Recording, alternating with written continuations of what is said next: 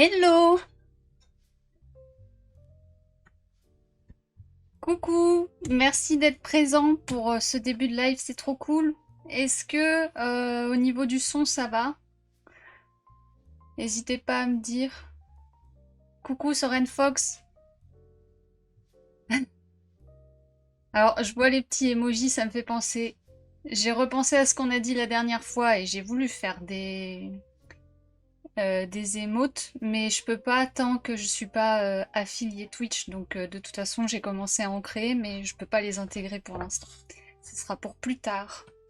Apparemment, il faut remplir un certain nombre de succès sur Twitch. Et donc, nous voici réunis pour faire de la linogravure. Et comme j'ai fait un peu les autres fois, je vais vous parler pour commencer d'un artiste qui m'inspire, qui fait partie de mes références. Et donc, j'ai réussi à régler le bras mécanique qui tient l'appareil photo pour prendre un peu plus de recul. Donc on voit un peu mieux le bouquin. Mais oui, obligation émote la mascotte, va falloir. Mais bon, au moins, je peux faire des tests un petit peu avant, parce que c'est pas si facile que ça, en fait, de faire une image en tout petit qui est lisible. De toute façon, mes premiers essais étaient pas méga complets. Donc ça me laisse le temps d'en préparer. Et donc, je vais vous parler, avant de commencer, de William Morris. Je sais pas si vous connaissez donc cet artiste. Donc c'est un artiste, alors je suis nulle pour les siècles, à chaque fois je me gourre, mais c'est les années 1800, fin 1800. Et donc c'est un artiste qui est hyper intéressant parce qu'en fait lui il s'est un petit peu insurgé contre la standardisation causée par la révolution industrielle. Et en fait, c'est lui un peu qui était à la base du mouvement Art Nouveau, qui est ce mouvement en fait où on voit beaucoup le végétal s'intégrer dans tout ce qui est mobilier, ça, en fait, l'Art Nouveau est transversal à plein d'arts, aussi bien l'architecture, la peinture, l'art décoratif, etc. Et donc cet artiste, William Morris, est très intéressant de par ce qu'il a généré, mais aussi parce que on retrouve les petites références médiévales que j'aime tant. Et donc tout ce qui est travail sur le motif. Parce que donc, en fait, ça c'est vraiment la base, le démarrage. Ah, pardon, je reviendrai sur la question. Je reviendrai sur la question, je viens de voir que je passe pas à côté de vos messages, je reviendrai dessus. Mais donc oui, c'est très intéressant parce que c'est vraiment un travail sur le motif et tout ce qui est végétal. Donc si par exemple ça vous intéresse de faire justement des encadrements avec ce genre de fioritures, et ben c'est toujours intéressant de partir de la base, donc des artistes qui sont assez anciens, pour justement comprendre un peu comment on est arrivé au fur et à mesure à certains styles. J'en parle de temps en temps quand je donne des cours, que par exemple le Seigneur des Anneaux ou même je veux dire les elfes dans Skyrim ou ce genre d'influence, c'est pas sorti de nulle part et il y a en fait une grande influence de l'Art Nouveau qui justement a fait qu'on a attribué le style Art Nouveau aux elfes, ce qui est plutôt cohérent puisque les elfes ce sont des êtres de la forêt, liés à la nature, etc. Et par exemple les nains, si on prend la référence de Skyrim ou même du Seigneur des Anneaux, ça va être plutôt les arts nordiques, mais qui sont eux aussi un peu connectés à l'Art Nouveau. Alors je suis pas une spécialiste de l'histoire de l'art, hein, c'est juste que j'aime bien en fait m'intéresser au courant artistique, donc je peux dire des bêtises. Tout ce que je dis c'est des connexions et des choses que j'ai lues ou des connexions, des liens que j'ai fait moi-même. Mais je pense que c'est une bonne façon aussi de voir la culture historique artistique, de pas s'en faire en fait une montagne de faut être absolument calé sur tout. On a le droit d'avoir son interprétation. Donc revenons à William Morris. Il a justement beaucoup travaillé sur le fait de refaire des éditions de livres aussi plus décorées. Donc vous voyez, c'est très chargé. Alors j'ai pris des petits marque-pages pour pas feuilleter trop. au hasard. Et donc, bon, c'est assez petit de là. Mais ce qui compte, c'est que vous voyez un petit peu l'idée générale. Tac.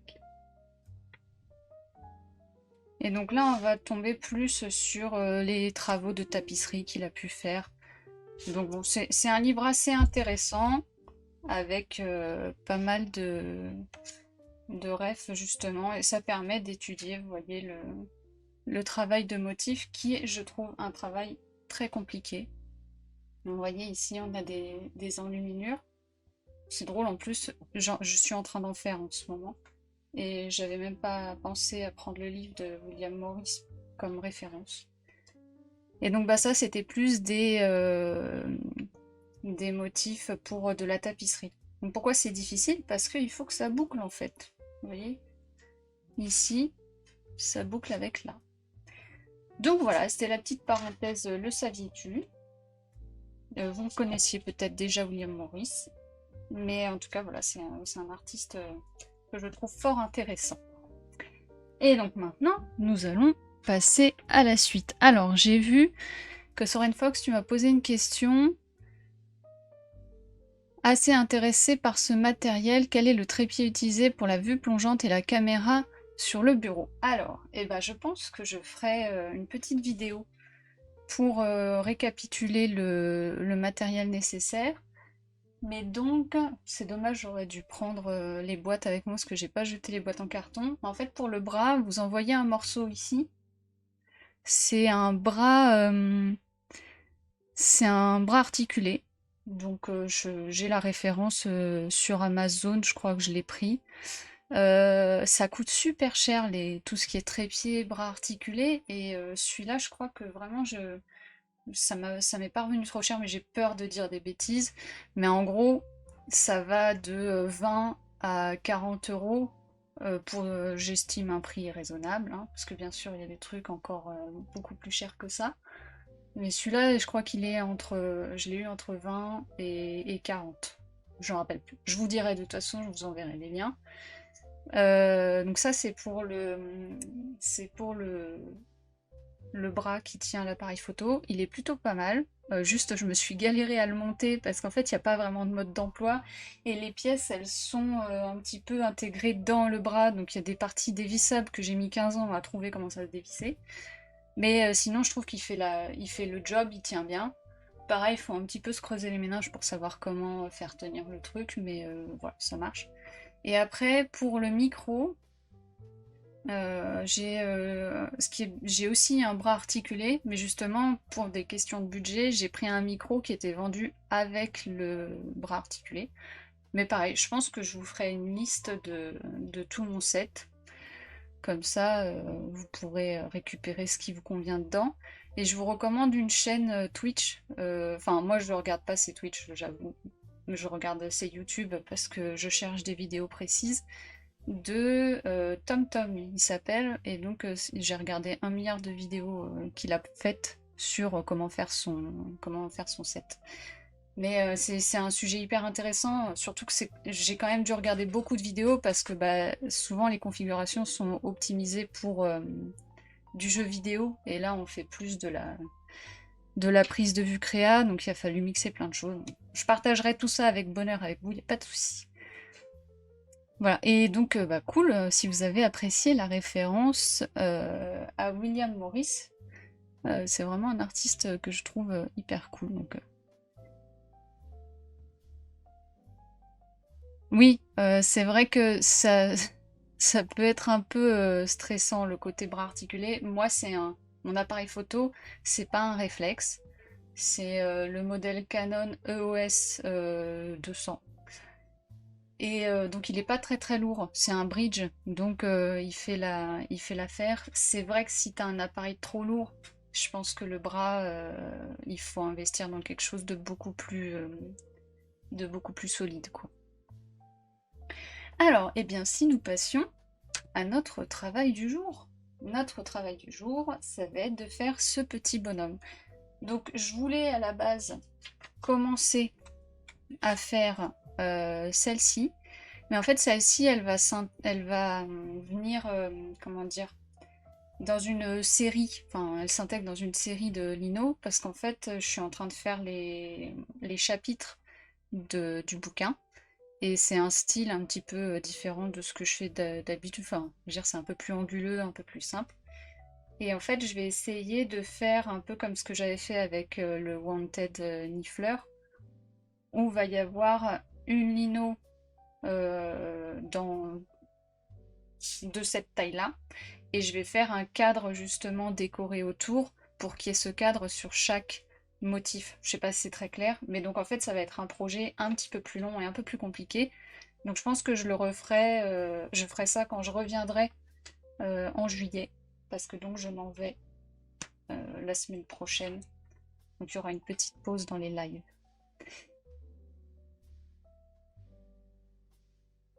Pardon, je prends l'habitude de vous lire en même temps, je suis pas encore rodée avec ça.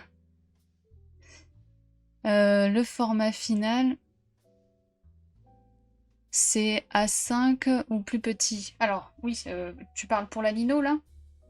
Alors, c'est vrai que je vous parle pas trop format et que vous vous rendez peut-être pas forcément compte, vu qu'on n'a pas de rapport d'échelle très clair ici. Ça, ce sont des formats A6. Et donc, forcément, si j'imprime, ça sera du A5.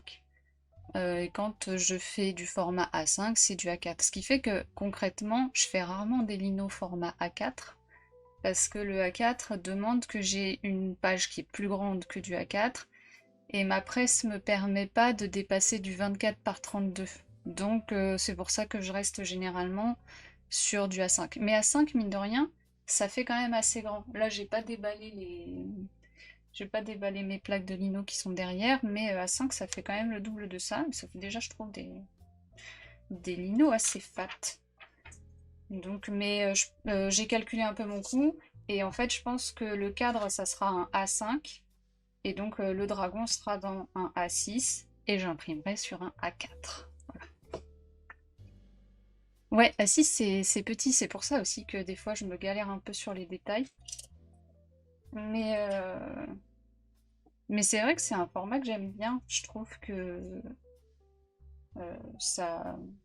Je sais pas comment expliquer, mais j'aime bien ce que ça fait comme composition sur un A5. Alors, hop. Ouais, faut pas s'y perdre avec toutes ces dimensions. Bah, c'est vrai que des fois, ça fait un peu mal à la tête. Mais un petit truc, justement, quand on veut pas trop gâcher son matériel et être sûr un peu de ce qu'on fait, on peut très bien imprimer justement sur une imprimante son... Alors, je vais zoomer un peu.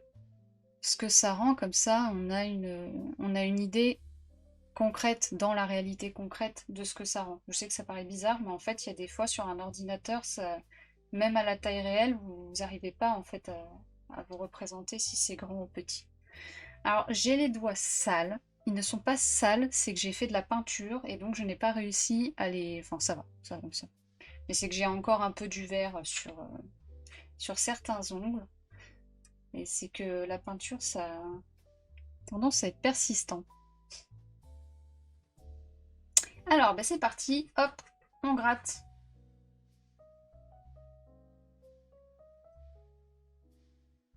Et donc oui, ça me fait penser que donc je me suis un peu remise à faire de la peinture.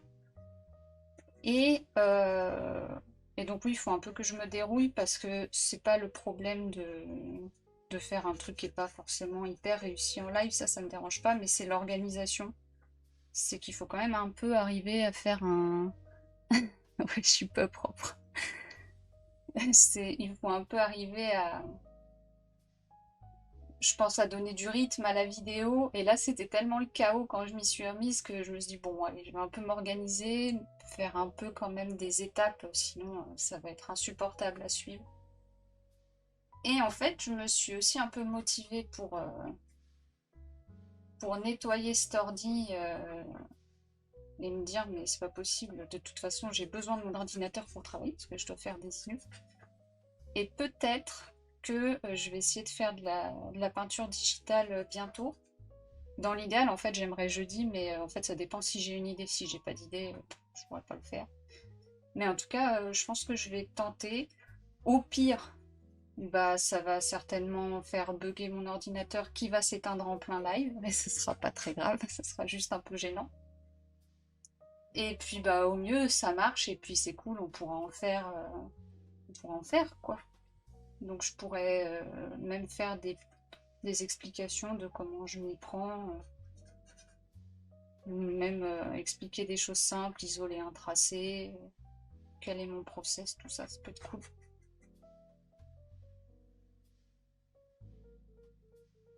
Alors du coup, ça serait, bah, j'essaierai en ce cas-là directement, ouais, de faire sur, j'essaierai de faire directement sur Photoshop sur mon PC.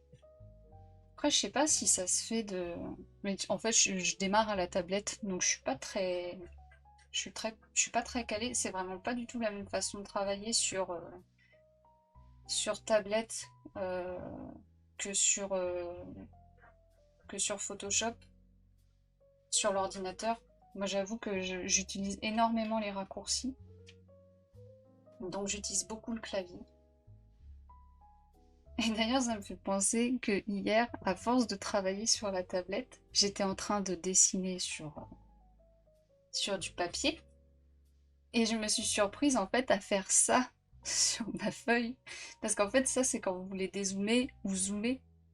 Et c'est comme le CTRL Z en fait quand tu travailles trop sur Photoshop, ton cerveau, je sais pas, il a vraiment intégré un.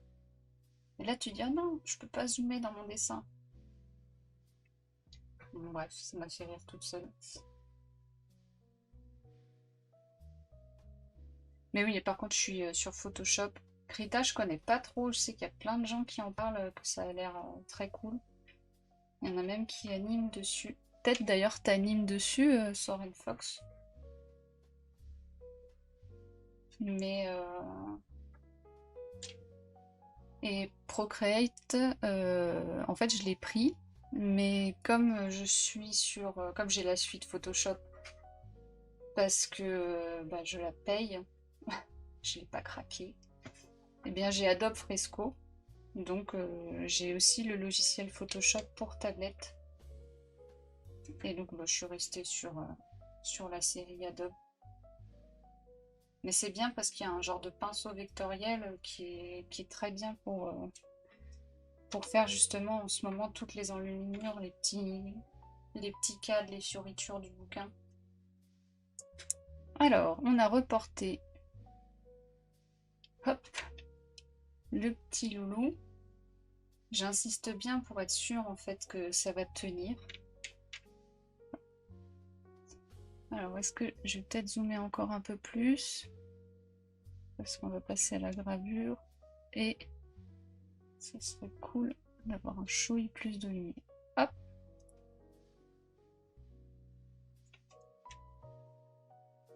Oui, l'art digital se fait beaucoup sur Photoshop. La plupart des artistes Twitch utilisent Photoshop. Et bah oui, c'est vrai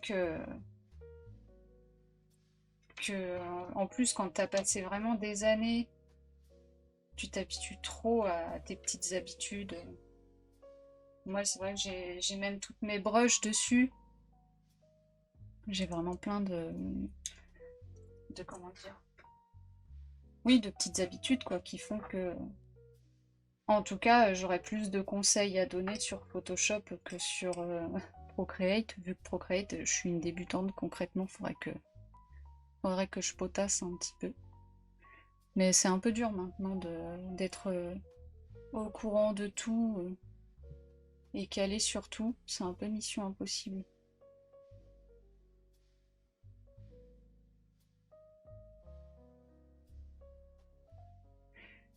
Je suis plutôt de la vieille époque avec Adobe Flash Animate. Oh, Flash, alors, ça me rappelle des vieux souvenirs, mais oui, je comprends quand on a ses habitudes. Et puis quand un logiciel fonctionne, des fois, on n'a pas forcément envie de changer, quoi.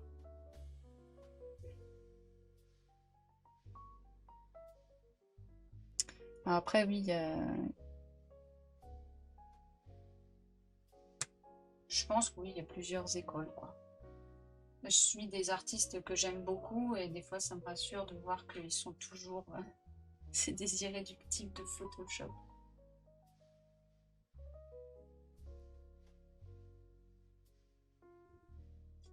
Après, faut pas passer à un logiciel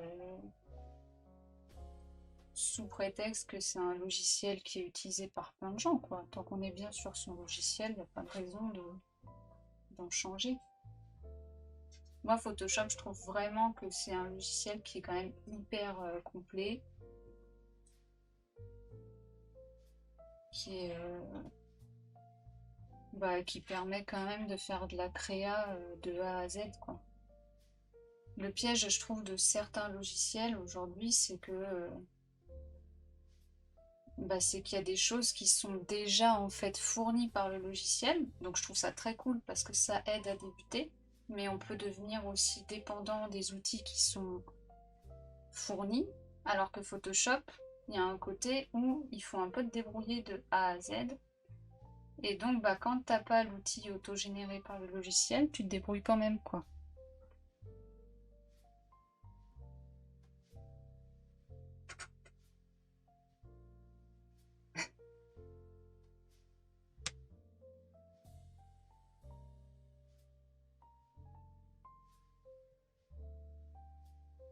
Après, ce qui est bien, c'est que par exemple des logiciels comme Clip, c'est une version de Photoshop en simplifié. Donc ça permet aussi de commencer à travailler sur un logiciel sans avoir trop d'outils.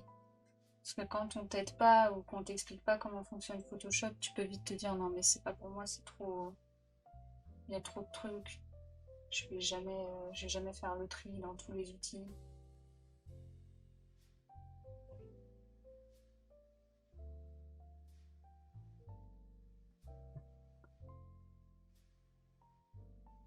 Oh là là, Illustrator par contre c'est vraiment un logiciel, on me l'a jamais expliqué et j'ai jamais rien compris quoi. C'est vraiment. En plus j'ai réessayé il y a pas longtemps de l'ouvrir parce qu'on m'avait demandé de vectoriser un logo. Et je comprenais rien. Tu peux toujours comprendre en regardant les tutos aujourd'hui sur internet, il y a toujours quelqu'un qui a fait un tuto sur un truc. Mais je crois que je l'ai un peu associé à une montagne impossible à gravir. Ça me rappelle vraiment ces jeux, les premiers jeux PS1 où tu comprenais rien. Tu avais la démo et tu faisais 15 000 fois le niveau sans comprendre ce qu'on te demandait de faire. Voilà. C'est le même.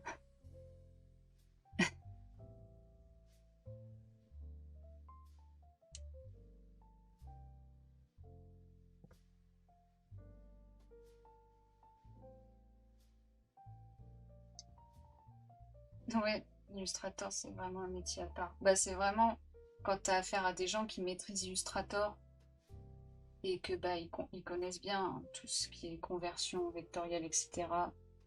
Tu passes vraiment pour un noob quand toi tu bidouilles tes petits logos en semi-vectoriel. Mais bon, chacun son métier, hein. On peut pas savoir tout faire.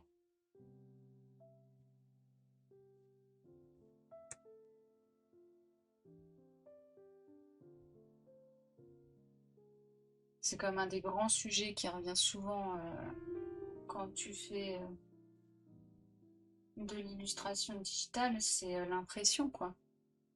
Les règles, euh, les règles liées à l'impression, comment paramétrer ton document et tout. En fait, moi souvent j'essaye de voir avec l'imprimeur directement parce que j'ai l'impression que jamais personne n'est d'accord là-dessus.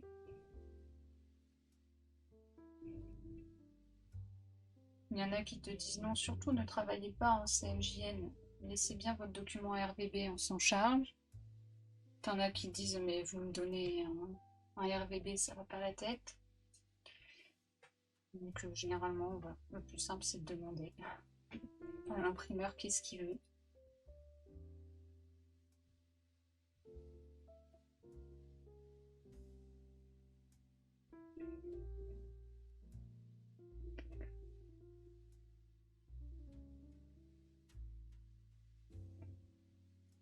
Ah, du coup, sur Enfox, tu travailles beaucoup plus sur tablette depuis que tu as l'iPad?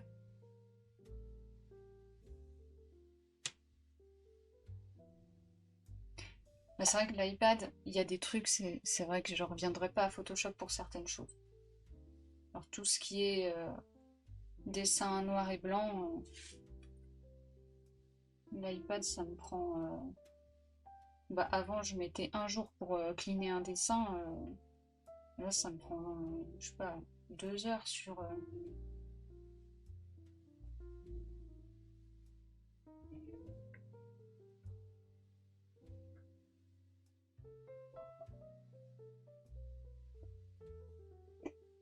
Comme je dis à mes élèves, je me sers de 15% de Photoshop, Illustrator, j'adapte à ma pratique. Mais carrément, je pense qu'en fait, chacun trouve un petit peu les outils dont il a besoin.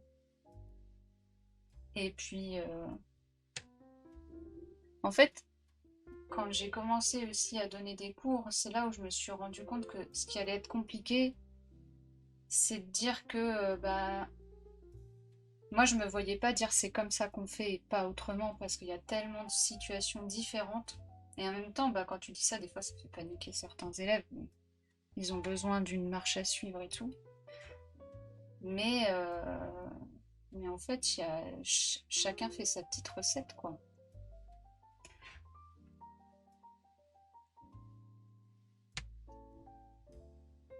Par contre, moi, ce que je trouve un peu dommage, c'est quand on dépend d'un outil qu'on n'a pas paramétré nous-mêmes, quoi. Parce que ça veut dire que si, je sais pas, ton outil disparaît, bah, tu peux plus te débrouiller.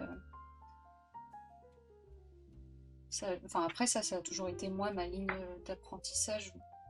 Ça m'a toujours fait peur à une époque où je commençais justement à beaucoup travailler en digital. Je me dis, mais en fait, si bon, c'est un peu extrême, mais je me disais, si le digital disparaît, bah en fait, je suis nulle, quoi. Je sers à rien, je sais pas faire de peinture dans la vraie vie. Bon, après, c'est une question de personnes anxieuses qui sont pas forcément utiles, hein.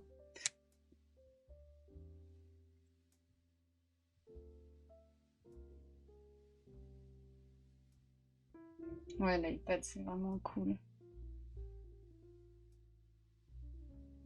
J'avoue, ouais, les timelapses de processus de dessin, c'est très satisfaisant.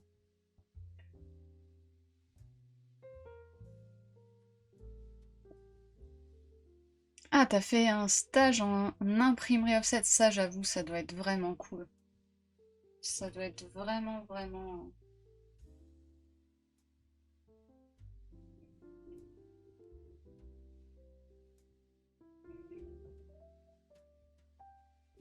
Ouais, je pense que c'est une saine façon d'enseigner, de pas dire que.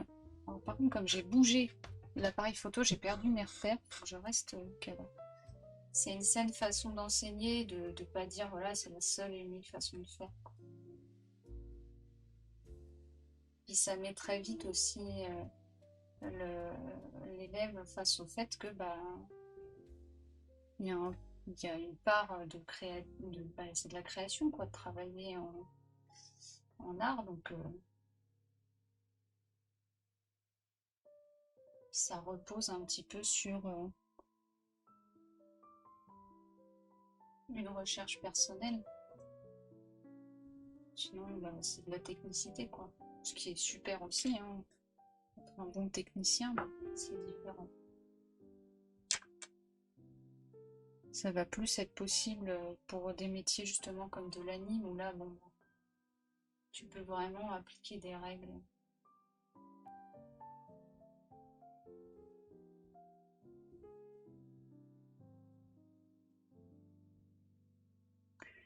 Ah, j'avoue que le stage imprimerie, je crois que c'est un des trucs que j'aimerais faire.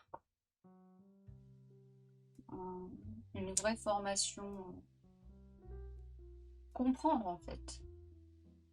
Il y a des choses que je capte, mais je pense pas que je comprenne à 100% quoi. Mais c'est vrai que souvent, moi, les imprimeurs m'ont dit de pas J'ai souvent eu des retours d'imprimeurs, ils me disaient de surtout pas mettre en CMJN, de laisser mon fichier comme il était quand j'ai travaillé. Et par contre, de mettre un profil de couleur pour qu'il y ait bien toutes les informations dans mon fichier. Et en fait, eux, après, ils calibrent leur machine, quoi.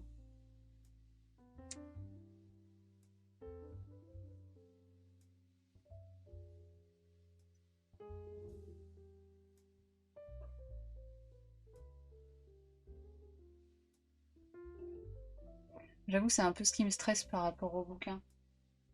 Ça va être tout ce qui est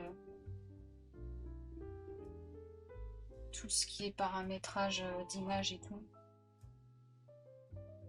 Dans les parties noir et blanc, ça va être simple, hein.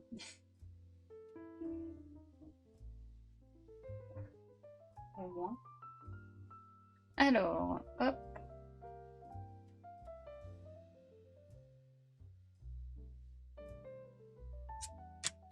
Moi, je pense qu'il y a 2 stages que j'aimerais faire. Ça serait ça et apprendre à faire de la mosaïque. C'est un des trucs que j'aimerais trop savoir faire.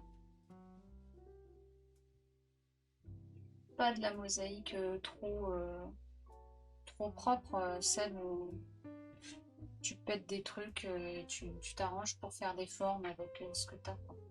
D'ailleurs, je sais pas si vous connaissez l'artiste Niki Tsafal. Elle, elle a fait, elle a fait des jardins avec des décorations de mosaïque trop belles. Je crois qu'il y en a en Espagne où elle a travaillé avec Gaudi, un architecte de l'Art Nouveau. On revient encore à l'Art Nouveau. Et j'avais vu sa petite par hasard. Il y avait une exposition dehors avec des sculptures de Niki Tsafal et ça m'avait enchanté les yeux. J'ai trouvé ça trop beau.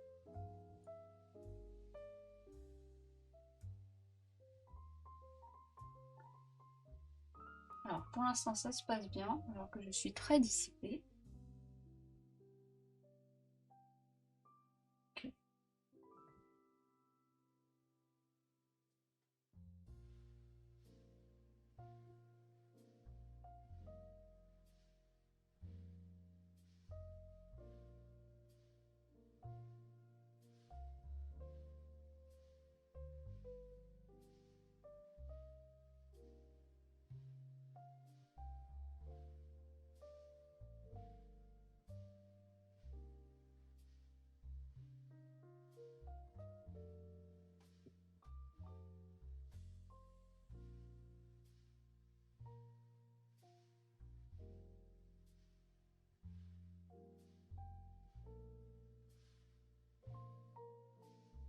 Eh ben, on a bientôt fini la tête.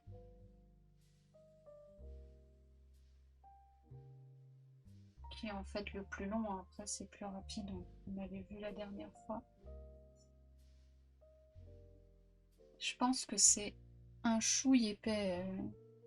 J'ai essayé de lui faire des petites cernes, mais c'est le genre de détails qui peuvent un peu rien rendre en lino. Ça peut rendre un truc mignon en crayon et en lino, ça va rien rendre du tout. Parce que ça va faire un gros pâté.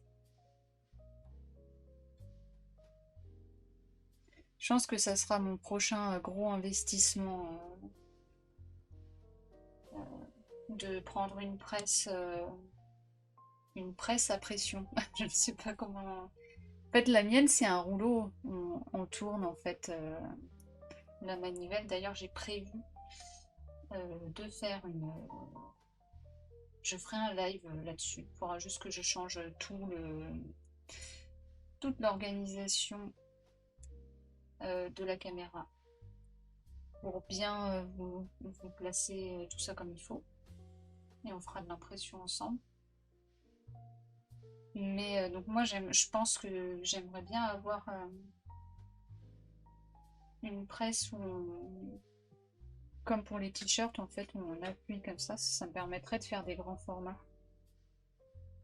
Et en plus, j'ai un projet avec une graveuse en ce moment.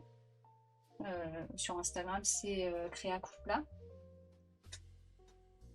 Et je ne peux pas, je pense que je vais avoir du mal à faire l'impression, parce qu'en fait, c'est un genre de fil rouge, on se passe,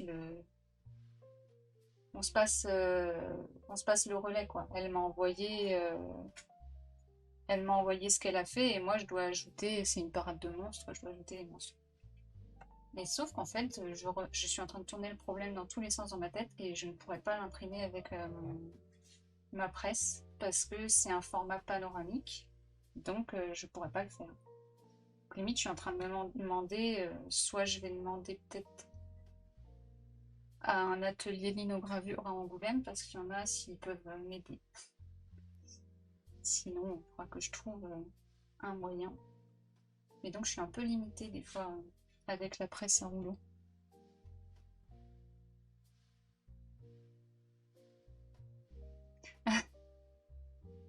Alors, honnêtement, mes UART, c'est que... d'ailleurs, je suis contente que tu sois là, ça me fait trop plaisir, je ne l'ai pas dit.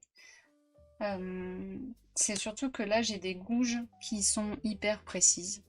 Mais quand j'avais mes gouges de démarrage, celles-là, quand je me prenais en vidéo, on aurait quand même dit que que je bourrinais un peu. Parce que tu dois appuyer un peu plus fort sur le, sur la plaque. Alors que là, j'ai vraiment, c'est du beurre, quoi. J'ai zéro effort à faire et ça fait des traits hyper fins. Donc, bon, puis après j'imagine que il y a l'entraînement au bout d'un moment. Ça finit bien par payer. Mais le matos, ça compte beaucoup.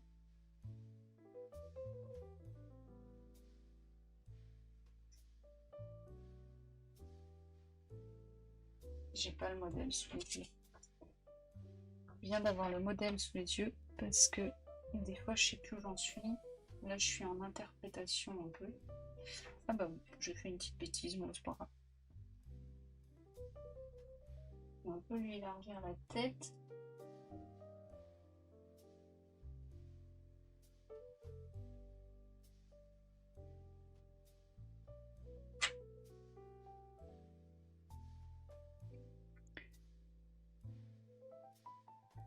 Alors, je j'ai pas testé les deux pour la presse à pression. Est-ce qu'une presse à pression est meilleure qu'une presse à rouleau? Moi, je suis très satisfaite de la presse à rouleau. Et je pense que la pression, peut-être qu'avec le papier que j'utilise, ça marcherait pas parce que ça resterait collé. Mais comme j'ai pas testé les deux, moi j'aime bien le côté rouleau. Je préfère, mais ça m'attirait moins de toute façon celle où t'appuies.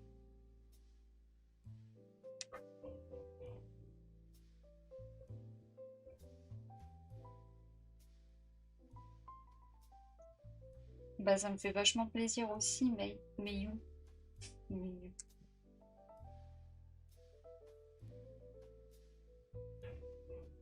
J'essaye d'être un peu régulière dans les lives. Je me rends compte que c'est pas évident en fait, hein.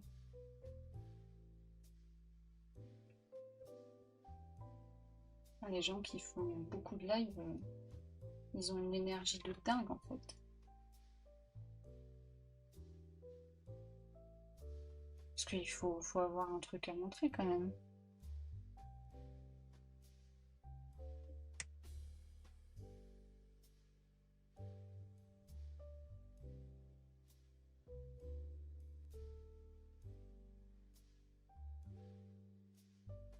Alors la tête pour l'instant je crois qu'on va la laisser tranquille.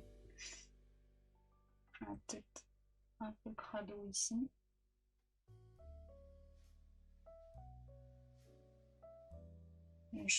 On verra, je pense que quand même les petites cernes en dessous, je suis pas sûre, hein.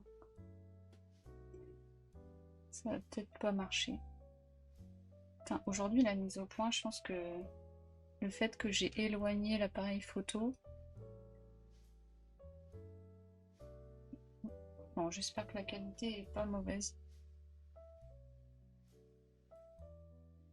Ouais, il y a un petit côté habitude à prendre. Bah, en fait, je trouve ça cool, ça fait un petit rituel et au contraire, ça donne des idées parce que bah, t'envisages différemment ce que tu entreprends de faire. Parce que tu le fais dans le sens de pouvoir le partager, donc ça se réfléchit en amont. Mais c'est plus que, bah, comme j'imagine, on a tous on a du travail à côté, et que dès que tu es en freelance, ton emploi du temps, il peut être assez surprenant. Bah, je sais d'avance en fait que il y a des moments où je pense que je vais pas faire de live pendant longtemps parce que bah, je serais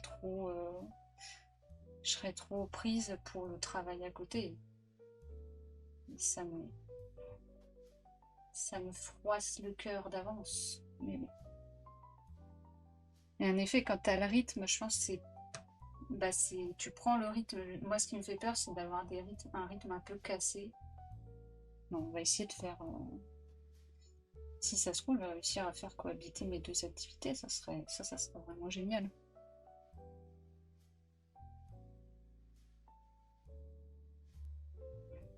Oui, mais je vois très bien le côté addictif. Je vois très bien le côté addictif de faire des lives. Je sais pas, déjà c'est quand même très sympa de discuter avec du monde. Et puis en fait, moi quand j'ai terminé un live, je suis déjà en train de me dire ah ouais, la prochaine fois je vais faire ça. Et finalement,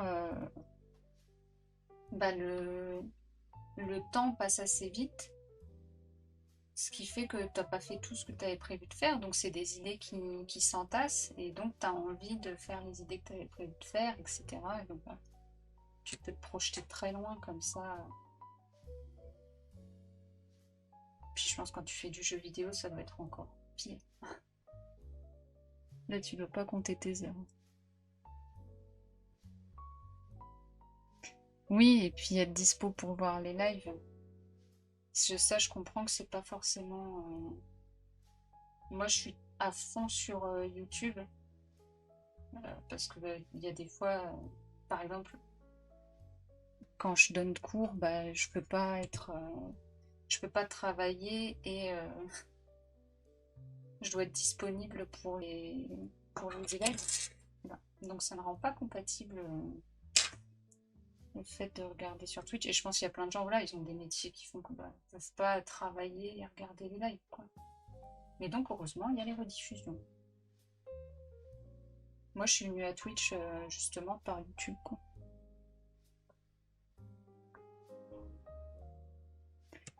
Il y en a pour qui le stream est une activité très stressante. Alors, honnêtement, à chaque fois que le live démarre, je suis en stress intense, hein. J'envoie des messages à mes amis en disant hey, je vais streamer parce que je peux pas démarrer le live toute seule parce que ça, c'est le truc que tu redoutes. Mais bon, ça arrivera fatalement. Il y a forcément un jour où bah, il y aura personne de dispo et c'est pas grave, quoi. Mais oui, je suis stressée. Après, une fois que le truc il est parti, et surtout quand on peut papoter, bah ça va. Le stress s'en va. Puis bon, j'imagine que de donner des cours aussi, il y a un stress auquel tu t'habitues. Moi, je suis pas moins stressée quand je donne des cours, hein. Je suis toujours méga stressée en fait. Mais je me suis habituée au stress.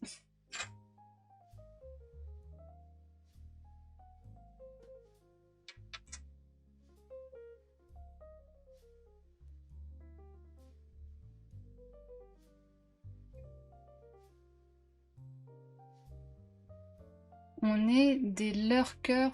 Alors, je ne sais pas ce que c'est, un lurker.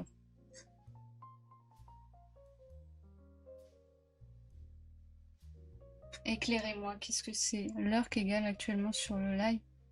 Mais je travaille et je communique. Ah, ça y est, pardon, je suis nulle, j'ai juste pas lu. Et bah c'est encore plus cool. Merci d'être présent. Et coucou donc Raizelu de nous avoir rejoints, ça fait plaisir. Oui, un autre personnage caillou. Un autre, un autre petit caillou.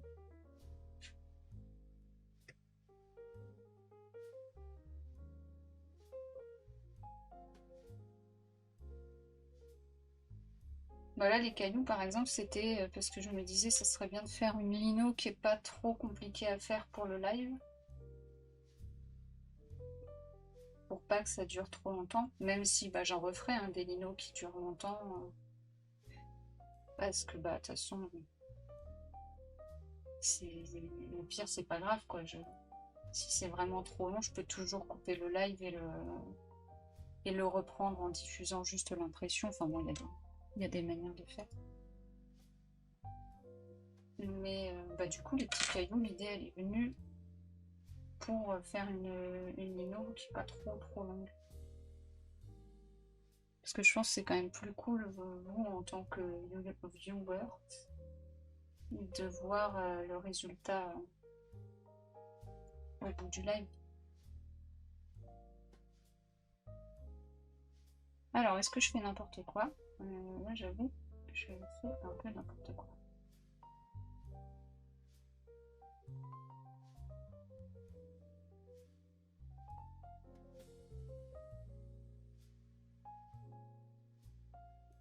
Eh bien, merci les lurkers, alors.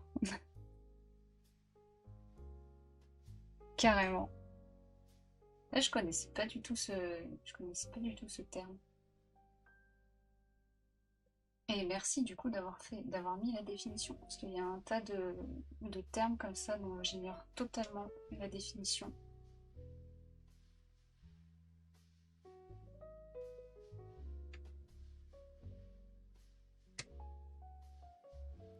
Généralement, je suis plutôt la team demander quand je comprends pas un terme.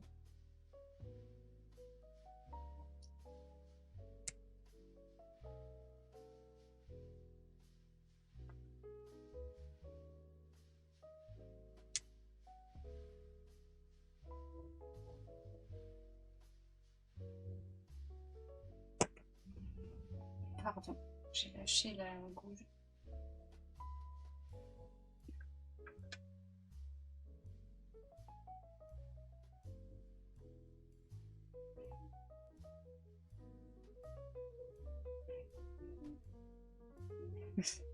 Je vois que vous faites des petites blagues dans le chat, je trouve ça trop mignon. Alors, j'ai vu une question concernant certains artistes en linogravure badigeonnent une sous-couche de peinture avant de graver. Si c'est une peinture de couleur, je pense que c'est juste pour donner un effet de style. Ouais, donner un style avec une couleur derrière. Donc, enfin, ça marche du coup forcément que si tu as un motif pas trop chargé en noir. Mais d'ailleurs, je crois que ma toute première lino, c'était un chat. Et j'avais mis du jaune derrière, parce que je trouvais que jaune et noir, c'était joli. Voilà.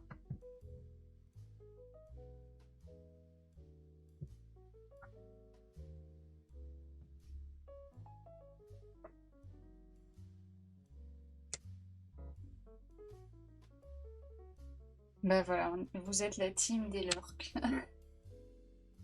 Je trouve lurk, ça fait vraiment un peu genre comme gobelin ou orc. On dirait un groupe, une guilde.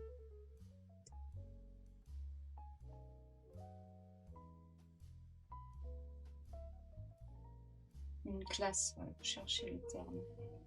Mais la classe lurk.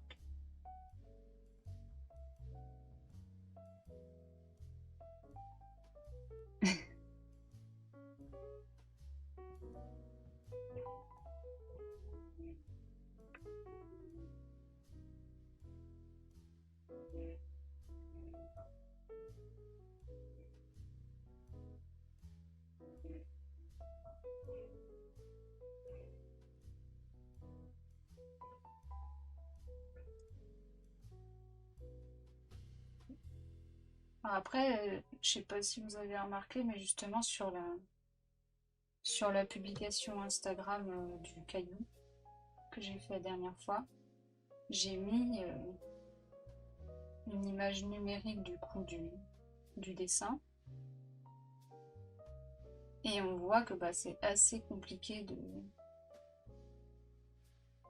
Quand on a le référent dessin précision numérique, on voit la différence, quoi. Il y a des détails, c'est impossible de les avoir, sauf si je travaillais en très grand. Mais vraiment travailler en très grand, ça, je pense que je le ferais que pour des luneaux vraiment très spéciales parce que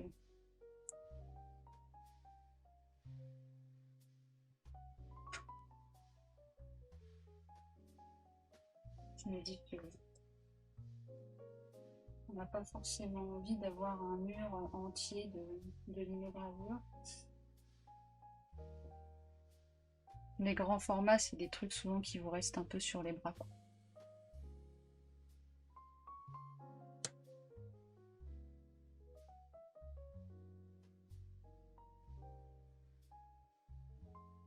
Faut que la personne elle ait un coup de cœur.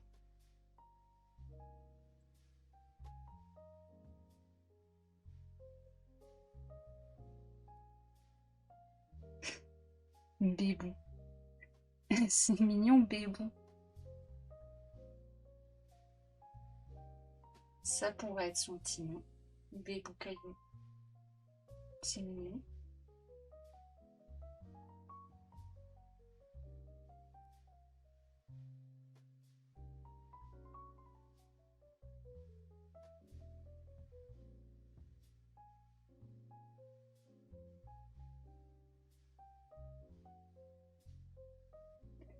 Hop. Alors, les petites herbes, on arrive aussi au bout.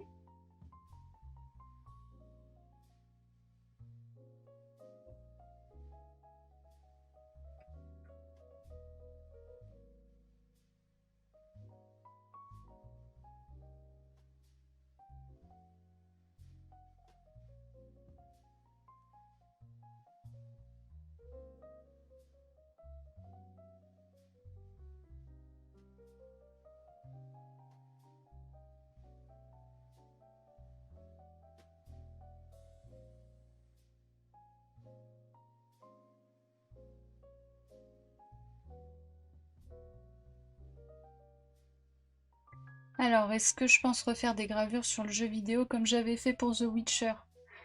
Bah, ça pourrait carrément. En fait, faudrait juste que j'ai que j'ai l'idée. Mais c'est vrai que quand The Witcher, c'est vraiment ma meilleure expérience de jeu de tous les temps, quoi.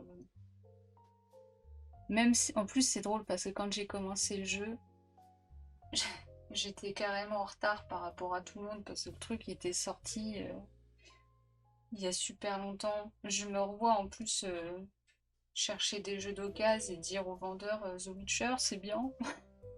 Je- Quand je repense à la réaction du gars, qui était très gentil, parce que le vendeur il est sympa, mais il m'a quand même un peu regardé d'où tu sors, quoi.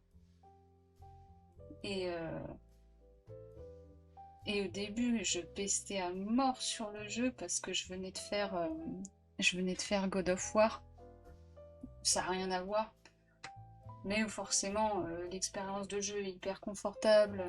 Tout est fait pour que t'aies l'impression d'enchaîner des kills et tout est hyper fluide. Enfin, c'est monstrueux. Et là, je tombe avec Gérald, qui au début se prend une brindille, il meurt.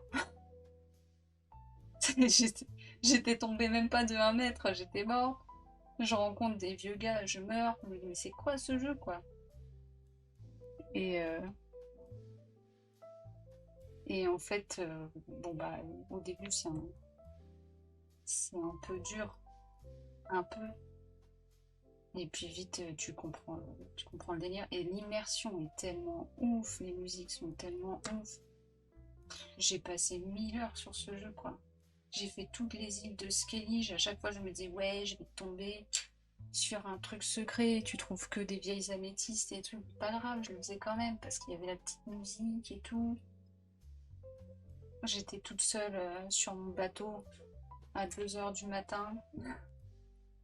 Mais c'est vraiment quand j'y repense, j'aimerais revivre ces heures d'innocence où je découvrais le jeu et tout. C'était trop bien. Et donc bah, j'avais tellement envie d'être dans l'univers que j'avais envie de... C'est le genre de truc qui te donne envie de dessiner et de faire un art of. En fait, moi, le jeu vidéo, ça me donne trop d'inspiration.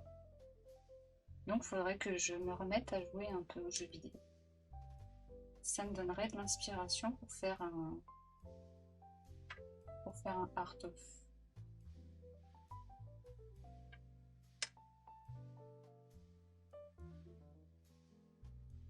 FF16 a été repris à sauce Witcher. Hmm, ok. C'est vrai que je vais être très honnête. Les FF, j'y ai joué quand j'étais petite. Et j'ai pas suivi après ceux qui sont sortis. Je pense que j'aimerais en plus, hein. Mais faudrait que je teste. Voilà, j'ai déjà 10 000 jeux de retard.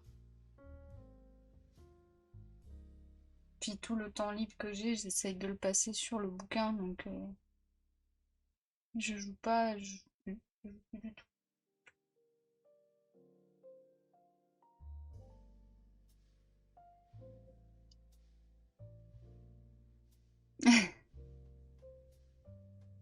Je crois, je crois. Je te crois, Serene Force. Bah du coup, faudra que je teste. Quand on me recommande quelque chose, j'ai envie de tester.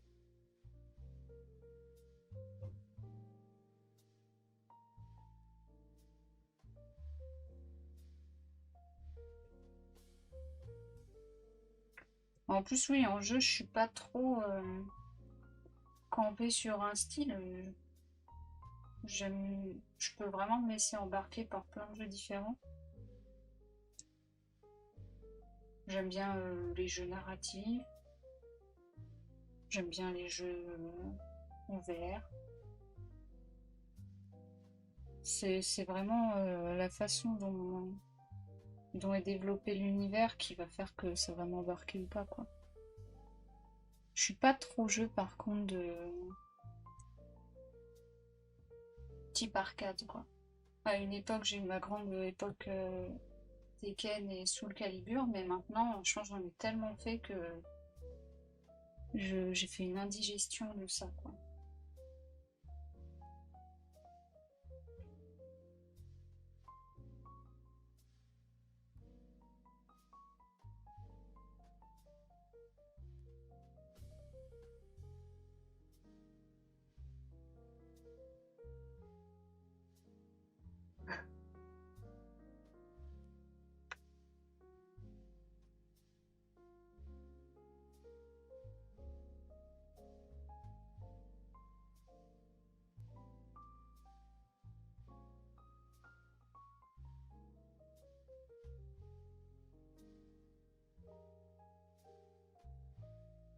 Et vous êtes des joueurs PC ou console?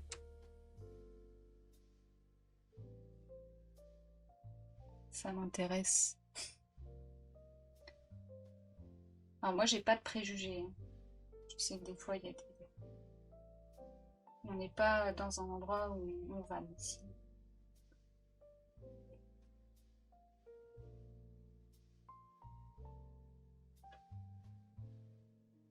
C'est de la vanne gentille. Ok, on a les deux. Bah, c'est vrai que PC, c'est... Je pense que j'aurais aimé, euh, j'aurais aimé être un peu plus initiée au PC, quoi. Mais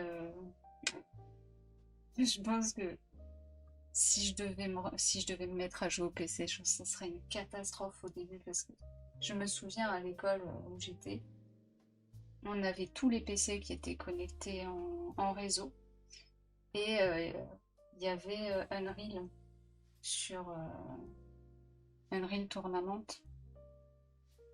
et c'était une cata quoi. Je me déplaçais à la souris, je me cognais partout. Enfin, c'est un délire. En fait, la souris, t'es plus précis, mais en même temps, je sais pas, il y a un truc qui est hyper. Je sais pas, j'y arrive pas. Mon clavier souris, je suis en galère. Mais je pense qu'en essayant, je finirai par y arriver, hein. Et en même temps, bah, c'est vrai, j'ai entendu souvent des gens me dire ça, que quand t'es au joystick à la manette, tu peux pas être aussi précis que à la souris, hein. Il y a des débats là-dessus. Moi, je veux bien croire que à la souris, t'es certainement plus précis. Ton joystick, il suffit qu'il soit un petit peu, qu'il soit même un petit peu encrassé, t'auras pas du tout la même précision, quoi.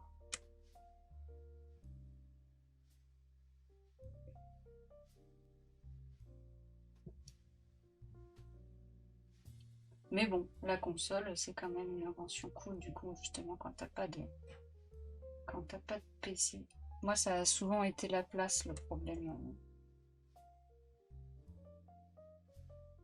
Je pense que dès que j'aurai plus de place, de toute façon, ça sera PC. Je me prendrai une grosse tour.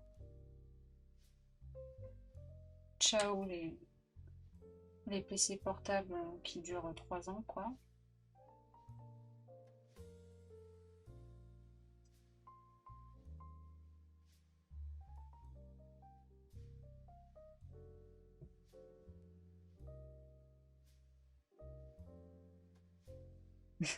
Je vois qu'il y a des vrais débats. C'est cool. Bah oui, après, c'est vrai que ça dépend des jeux auxquels tu joues aussi. Il y a des jeux où clairement PC console, ça fait pas une énorme différence, quoi. Moi, j'aime beaucoup les jeux de gestion aussi. Quand il y avait Anno 1800 qui était sorti, j'étais tellement triste. Du coup, ils ont fait une version console là, il y a pas longtemps, mais j'ai même pas testé parce que pour le coup, jeu de gestion, j'associe ça vraiment. Je sais pas comment ils ont pu rendre le truc confortable sur une console. Peut-être qu'il y en a qui l'ont fait.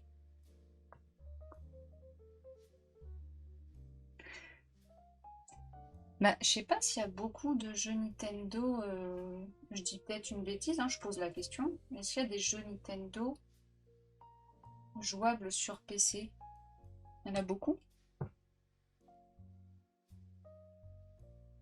Enfin, quand je dis. Ouais, oui, c'est quand même.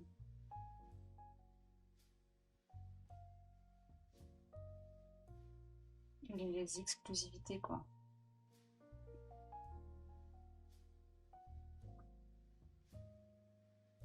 De toute façon, la guerre des exclus, ça c'est pareil, c'est trop triste. Moi, ce qui a fait qu'on a été console très tôt avec. Enfin, je pense, voilà, on fait partie de la génération avec mon frère, on a grandi avec beaucoup de consoles. Et le truc qui a fait qu'on est resté sur les consoles, c'était vraiment que mon frère était fan de Halo et que c'était un jeu en plus où on pouvait jouer en coop. C'est mon frère un peu qui m'a initié au jeu en me faisant jouer avec lui en coopération. Et il y avait un vieux jeu aussi sur Xbox qui s'appelait Brute Force, qui était très cool. Et les Halo, par exemple, bah, je trouve ça trop triste. Moi, j'ai arrêté de. On va pas avoir une Xbox, une PS4 et un PC, quoi. On n'est pas millionnaire, donc.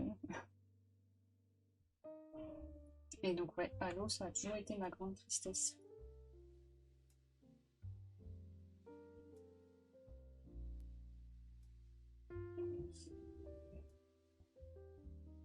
C'est vrai que la console comme la Switch pour le voyage, c'est C'est carrément... Ils ont été carrément malins là-dessus.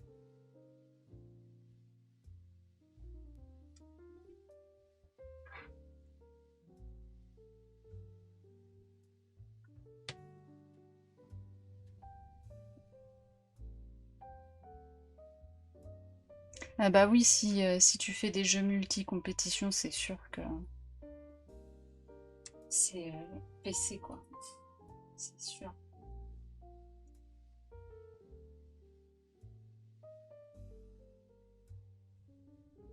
Ouais, puis je pense qu'il y a un vrai truc qui doit être satisfaisant de, de régler tes graphismes, tout ça, c'est tout un c'est tout un art quoi.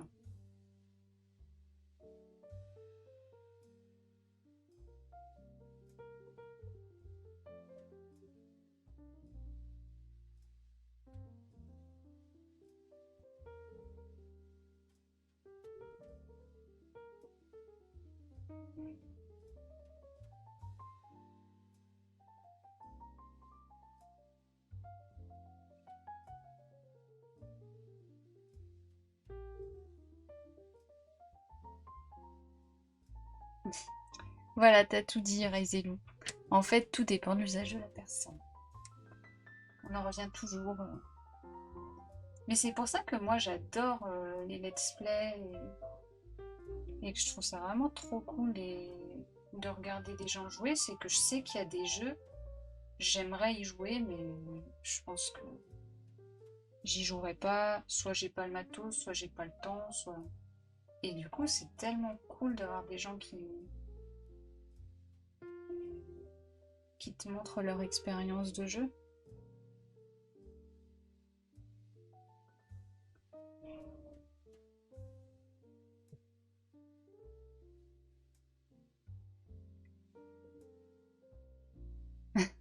Oui, c'est vrai qu'on peut connecter une manette à un PC,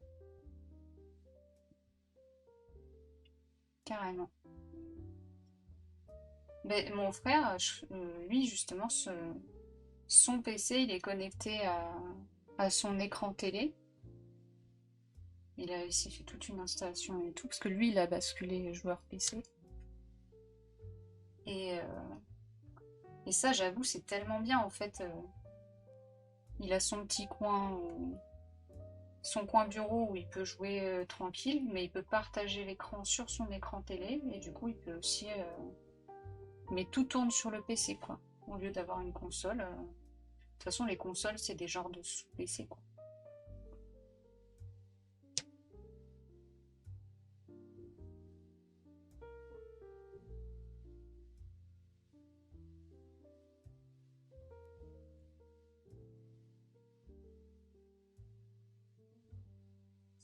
Mais carrément, j'ai découvert tellement de pépites. Moi, ça m'est arrivé plein de fois de regarder des let's play et de me dire, ok, j'arrête ce let's play, je vais jouer finalement à ce jeu. Je me rappelle que Alien Isolation, j'avais commencé à regarder le let's play en me disant, ouais, je ferai jamais ce jeu, il fait trop peur. Et en fait, je l'ai trouvé tellement cool. En plus, j'adore tous les aliens, c'est trop bien. Mais je pense que si j'avais, je sais pas pourquoi, en plus, je me suis dit, c'est un jeu. J'avoue, j'ai des a priori sur les licences. Je me suis dit, c'est une licence alien et tout, ça va être naze. J'avais même pas été regarder des critiques pour le coup, donc total préjugé. Et, euh, et en voyant le jeu, je me suis dit, trop cool. Mais j'aurais jamais fait si j'avais pas vu le live, quoi. Enfin, le let's play, pardon. Mais oui, c'est super de pouvoir aussi juste être spectateur. Il y a des fois, moi je trouve que ça prend de l'énergie de jouer à un jeu vidéo quand même, faut être concentré et tout. Il y a des fois, t'as juste pas l'énergie, mais t'as envie d'être dans un univers. Donc, bah, merci à ceux qui jouent pour nous.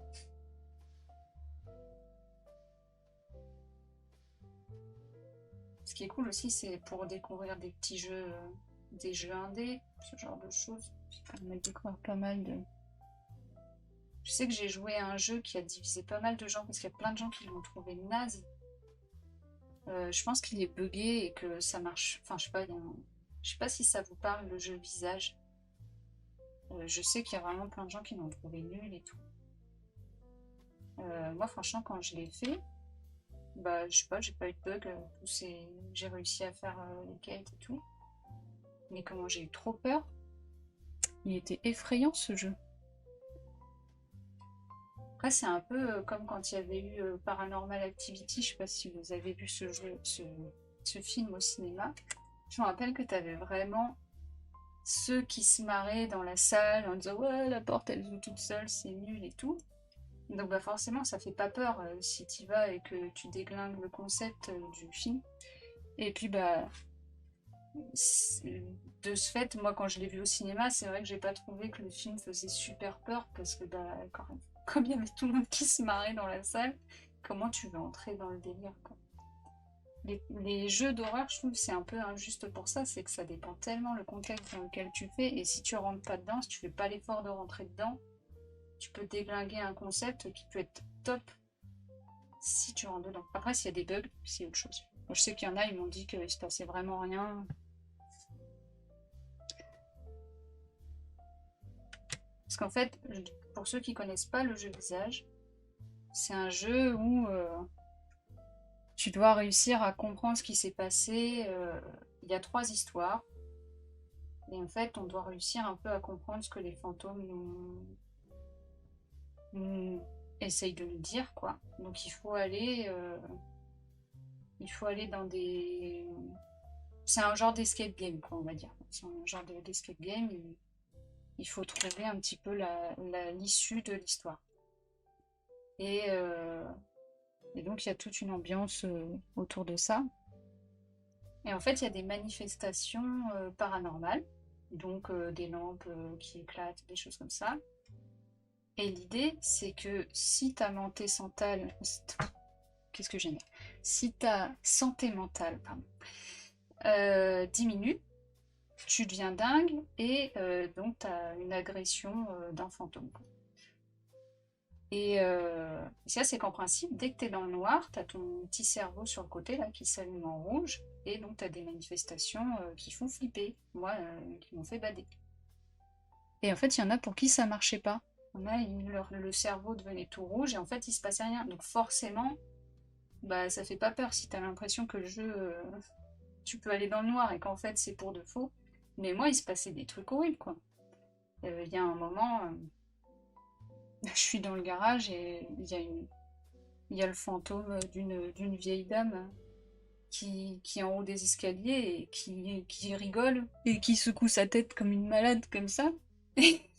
Et en fait, t'as pas le choix, t'es obligé d'aller vers elle. Et c'est horrible. Alors bien sûr, si tu t'extrais du truc et tu te dis bah c'est scripté, si j'y vais, il va rien se passer, bah ça fait pas peur, mais c'est de la triche. Enfin bon, bref.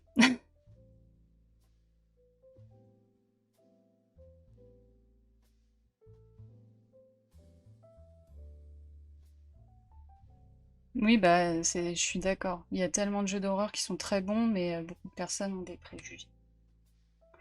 En tout cas, voilà, moi Visage, je suis contente parce que j'ai adoré ce jeu. Euh, En plus, il y a plein de secrets qui te poussent un petit peu à aller là où ça fait peur. En fait, c'est un jeu où tu cherches à te faire peur, quoi. C'est fais-moi peur. Dès qu'il y a un truc un peu horrible qui se passe, bah, il faut aller dans la direction du truc horrible. Et en jeu très nanar au possible, il y a les Resident Evil ou Evil Within. Alors, les Evil Within, j'ai pas fait euh, à l'époque où il était sorti. Mais Resident, ouais, je suis une grande fan. J'adore Resident Evil. J'ai refait il y a pas longtemps les tout premiers où tu as la caméra fixe et dès que tu bouges, en fait, ça change l'angle de la caméra. C'est extrêmement perturbant et où t'as que 3 angles de visée. Tu peux juste faire. Mais franchement, c'était cool. Moi, j'aime bien les jeux un peu nanar, comme tu dis.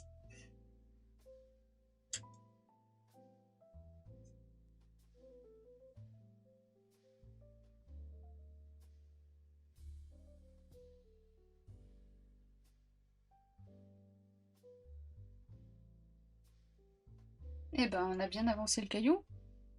Hop. En fait, on arrive gentiment à la fin. Le temps va passer très vite.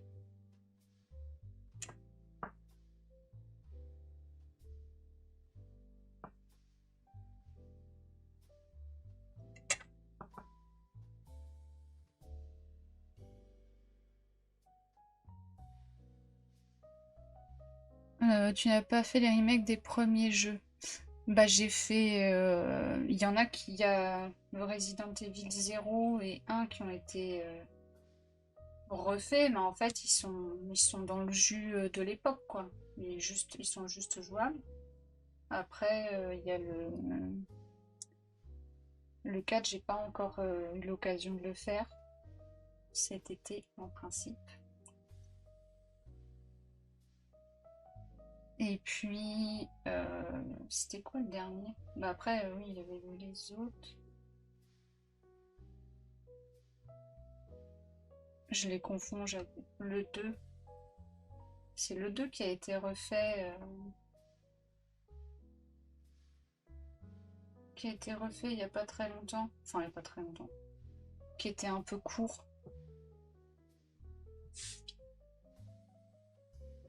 Avec Claire et Léon.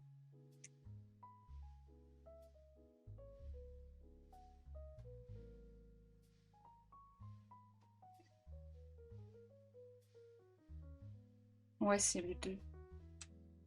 Bah ouais, il y a eu le 2. Après, moi j'aime beaucoup les jeux. J'avoue que j'aime bien les jeux en coopération locale. Ça se perd un peu parce que maintenant on joue en ligne et tout. Mais j'aimais bien le, le 6 et le 5. Parce que justement, tu peux jouer en coopération locale.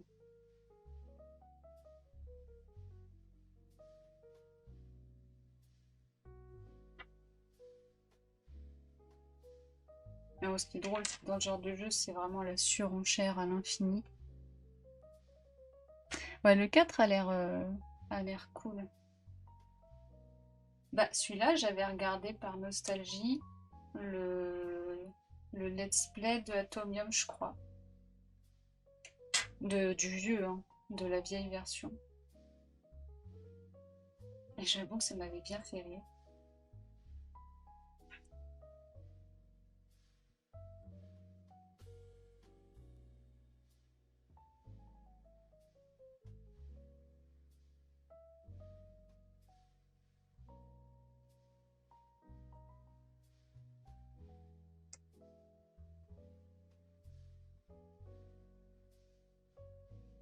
Toi, t'as pu le faire, du coup, Razelu, le 4?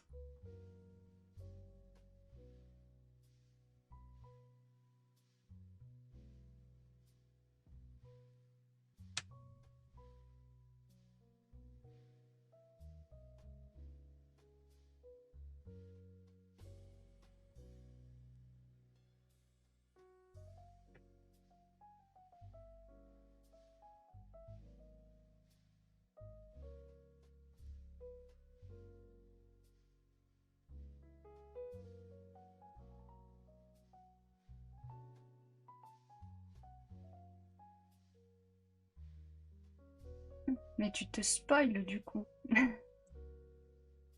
Non, mais je dis ça en rigolant, hein. Moi, je trouve qu'en fait, oui, ça spoil pas tant que ça de regarder un let's play.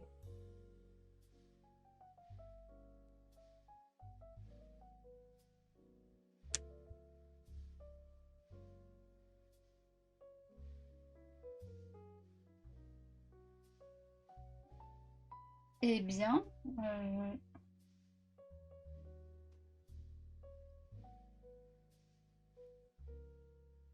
j'espère que je me suis pas trop ratée sur cette zone. J'avoue que j'étais un peu distraite. On va faire ces petits bras.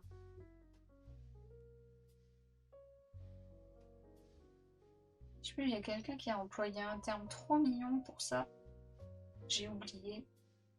Mais ça porte un nom, les toutes petites pousses minuscules de jeunes plantes. Enfin, que je retrouve pas. Je trouvais ça trop mignon. C'était un mot genre filacelle ou... Je sais pas si faudra que je cherche.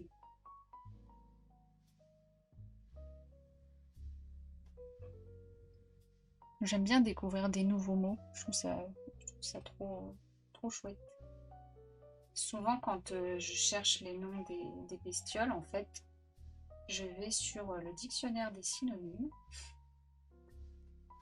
et je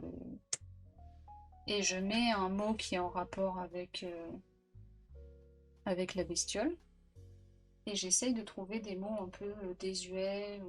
Et puis des fois, je vois, il y a des mots que je trouve mignons en fait, qu'on n'utilise pas tant que ça.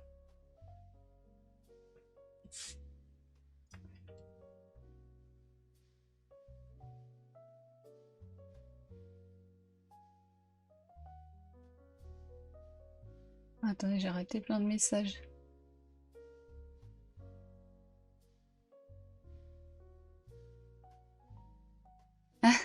Oui, apparemment, le dernier Spider-Man a l'air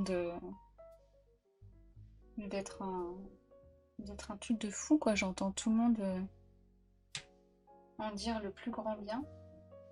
Ça a l'air d'être une expérience visuelle assez dingue. D'ailleurs, je dis pas de bêtises, c'est toi qui as fait un fanart Soren Fox.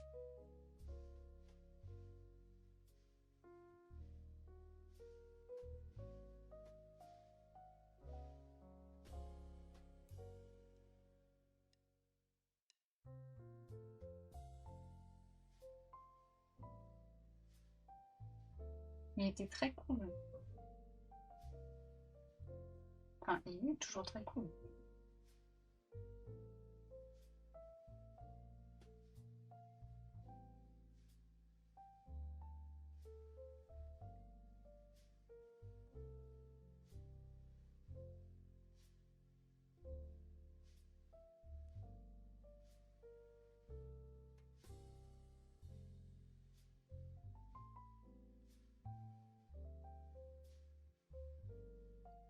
Faudrait que, faudrait que j'aille le voir au ciné. Je vais tellement plus au ciné que je pense que aller au cinéma pour moi c'est un peu comme aller à Disneyland quoi. Ça me, ça me fait un effet de ouah, quel est cet endroit En plus il y a un peu un truc comme ça dans certains cinémas où t'as des petites machines de jeux et tout, comme dans les bowling.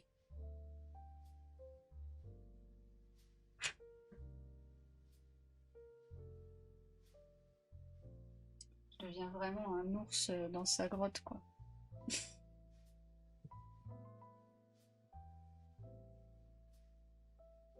Dac. Bah ça tombe bien, le 1, j'ai un ami qui me l'a prêté en Blu-ray et je l'ai toujours pas regardé.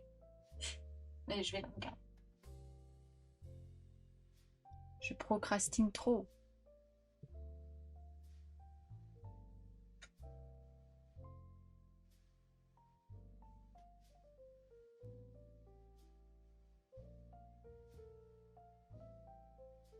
Faudrait que je multiplie le temps d'une journée par deux.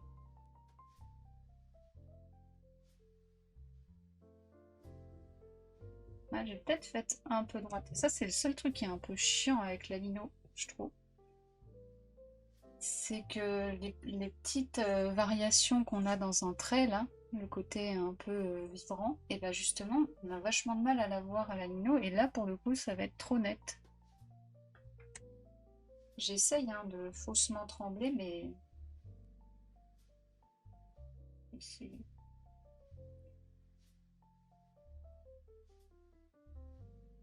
ça marche pas.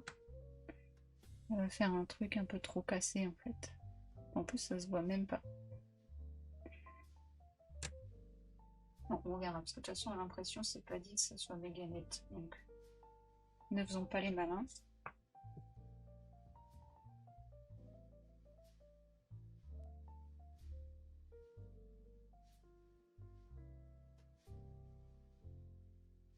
Ah, je vois qu'il y a Chicken Dada qui lui aussi va de moins en moins au ciné.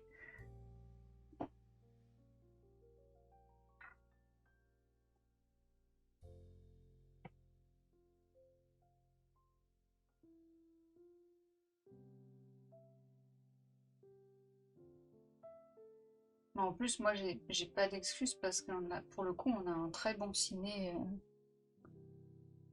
On a un très bon ciné à Angoulême. Alors, faut la voiture, par contre, parce que le CGR, je sais, je crois que ça a changé. Il y a pas mal de gens qui disent que qu'il est mieux qu'avant. Je sais pas si c'est vrai, mais à une époque,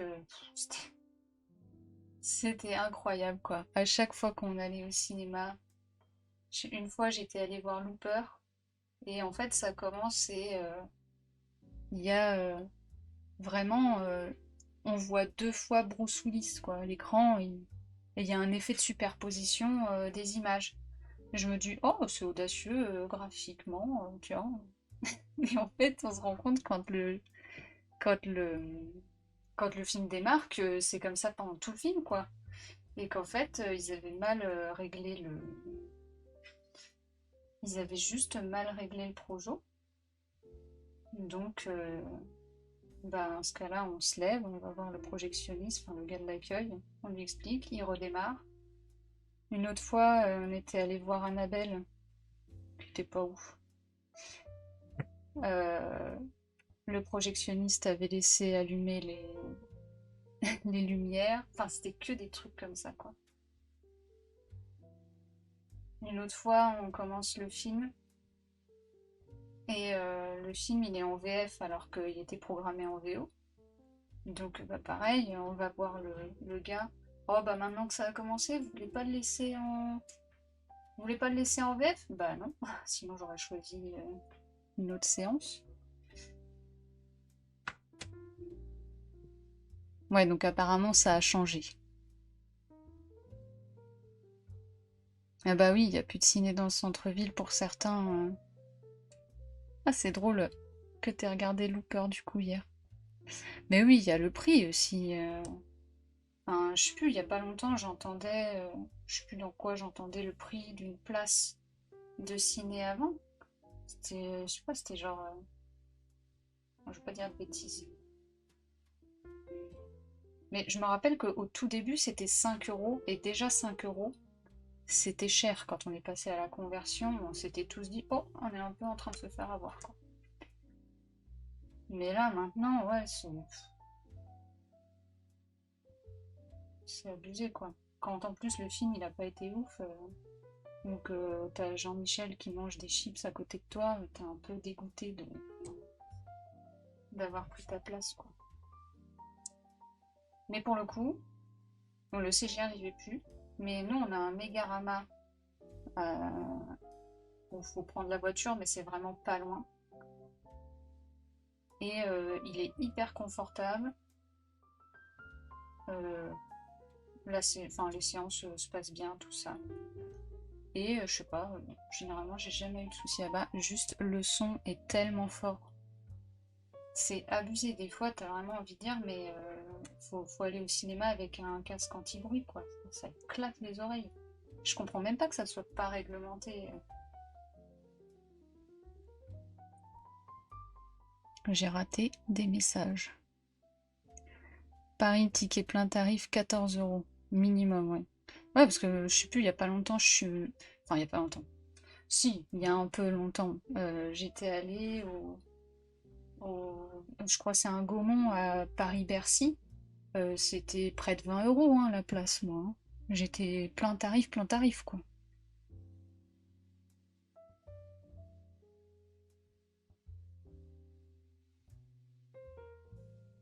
Bah ça, c'est trop bien, les cinémas qui font en sorte, quoi, de donner envie d'aller au ciné. J'avoue, 4 euros par 4 heures, ça vaut le coup.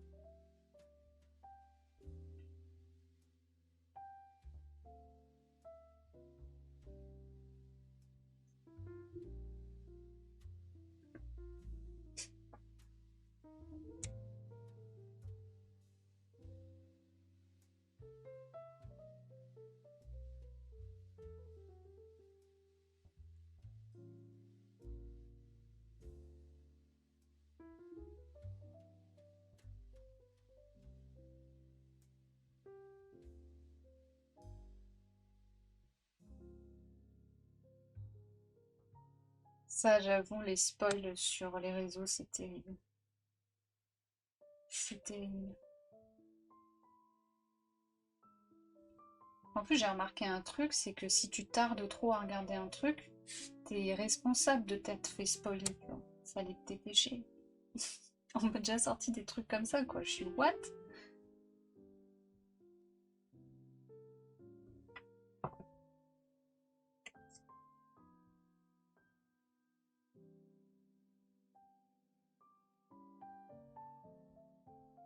Bon, bah, en fait, on arrive très vite à la fin, là. Ça papote tellement bien que je vois même pas le temps passer.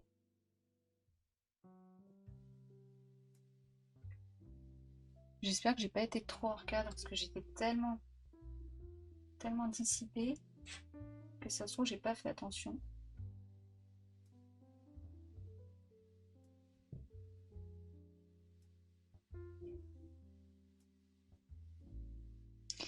Bah oui, oui, il y a ça aussi, cette logique de distribution la distribution des films.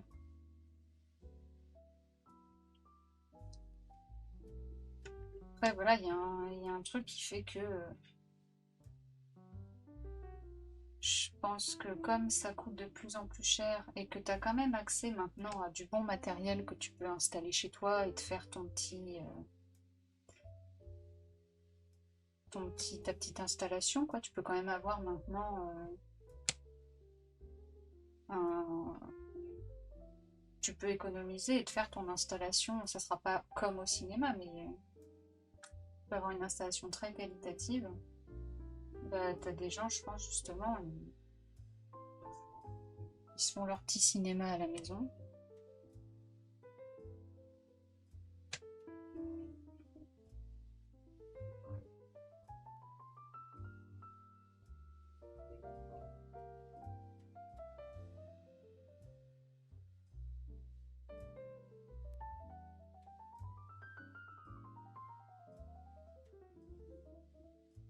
Ah ouais, j'avoue, les bandes annonces, moi je regarde plus jamais.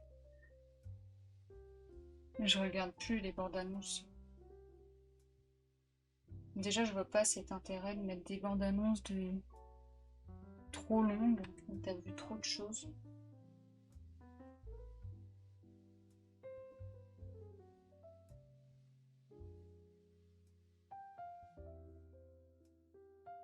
Mais nous, euh, dans le cinéma d'Angoulême, ce qui est drôle, c'est qu'on a. Enfin, je pense que à Paris, t'as forcément des pubs Magnum, des gros trucs, quoi. Mais dans les villes moyennes, petites villes, t'as les pubs sur les commerces locaux. Et ça, j'avoue, j'ai toujours trouvé ça très drôle.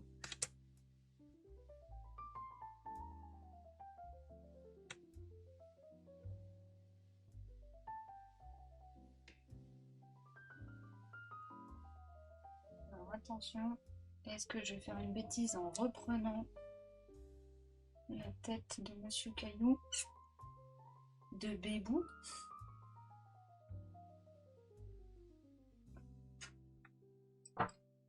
Hop!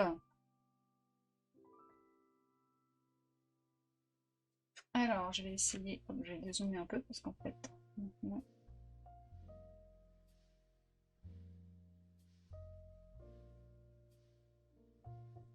je pense que ça va être bon. Mais ça se peut que les petites cernes là, elles soient un peu épaisses.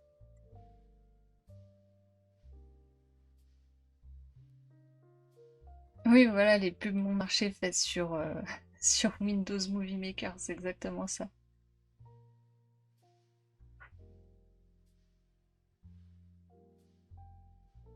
Mais moi, je trouve ça trop, comment dire, trop bien justement que des personnes comme Miyazaki, voilà, se disent, bah, il n'y aura pas de bande-annonce. Je trouve ça cool, carrément.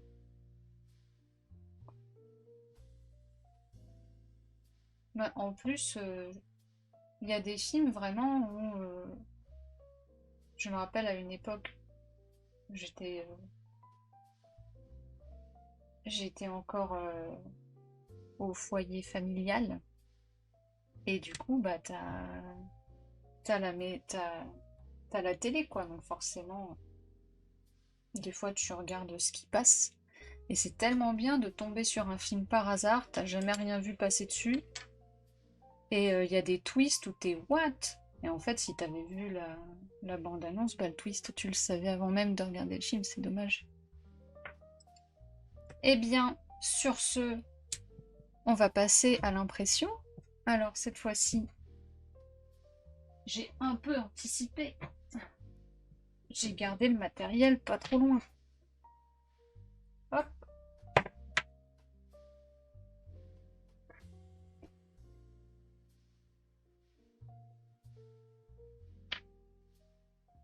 Alors, j'ai pris une plaque un peu plus neuve. Alors, je vais dézoomer. Tchouk.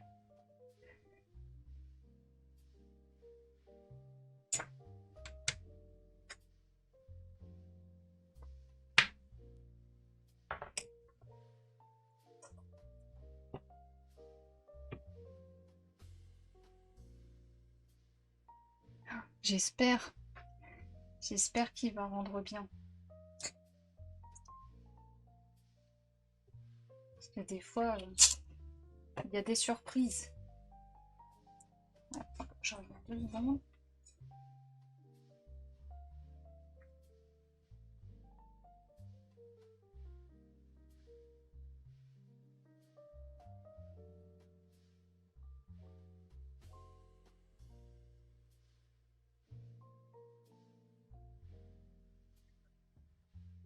Hop. Tac. Tchouk, tchouk. Alors oui, en plus là par réflexe, je l'ai scotché, je ne le fais pas d'habitude, mais je vous expliquerai dans les vidéos où on fera de l'impression justement que en fait, quand je fais de l'impression en série, c'est pour ça là par réflexe je l'ai fait, mais en fait ça sert à rien là, vu que je vais faire juste une fois. Mais en fait ça je le scotche parce que sinon ça, quand je mets plus d'encre, ça colle au rouleau et donc bah, dès que je lève ça embarque la plaque avec. Bon là je mets pas beaucoup d'encre. Donc, hop, vous n'hésitez pas à me dire si le rouleau fait un bruit épouvantable dans le micro. Parce que là, je ferai ça plus grand.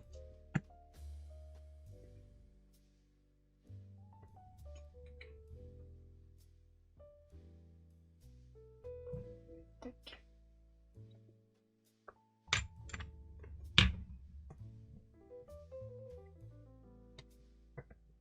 J'aime bien l'odeur de... Pas les odeurs à travers le live, mais l'encre lino, ça a vraiment une odeur particulière. Je pense que comme je l'associe à des moments un peu justement chill, j'aime bien l'odeur que ça fait. Alors hop, je vais juste... Parce que du coup, à chaque fois j'oublie quand je fais les lives de prendre la photo du coup.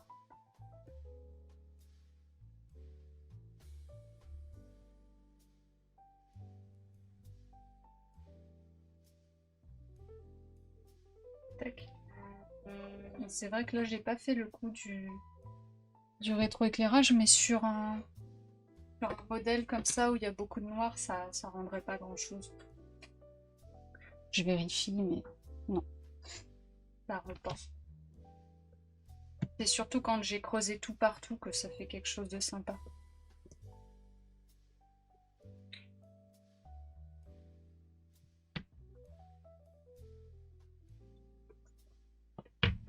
Alors, je pense que j'ai pas mis assez d'encre.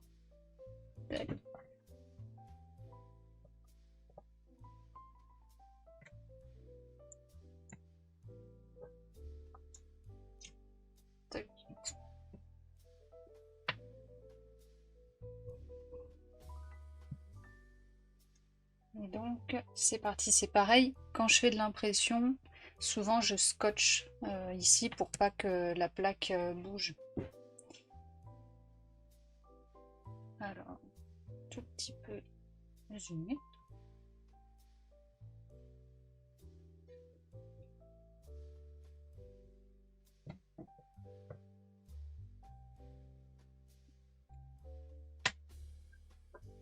Alors, comme je disais la dernière fois, la révélation, elle est différente quand il y a beaucoup de... Voilà. L'encre n'adhère pas. Ça arrive. Vous voyez, ça fait comme s'il y avait du savon. Donc, en ce cas-là, pas de panique.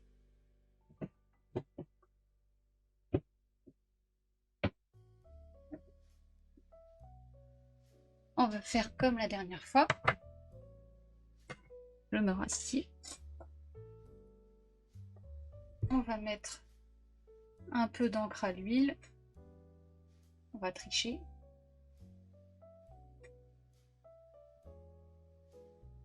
La prochaine fois, je le ferai parce que je le ferai direct. Donc, comme j'avais dit aussi la dernière fois, en principe, on a une truelle. Mais j'ai toujours pas retrouvé la truelle. Et on avait accusé Opium. Mais il n'a pas parlé.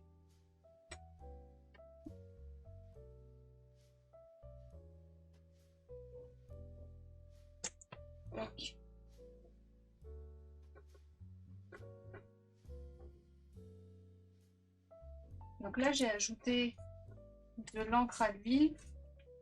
En fait, l'encre à l'huile, elle va adhérer sans souci à la plaque.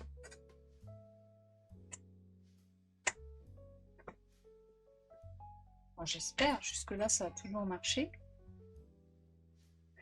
Eh bien, Opium va très bien. Il est derrière, sur le canapé. Il dort. Je suis étonnée parce que on a passé l'heure de midi. Généralement, à midi, il me demande à manger. Hop, la table a pris un petit coup.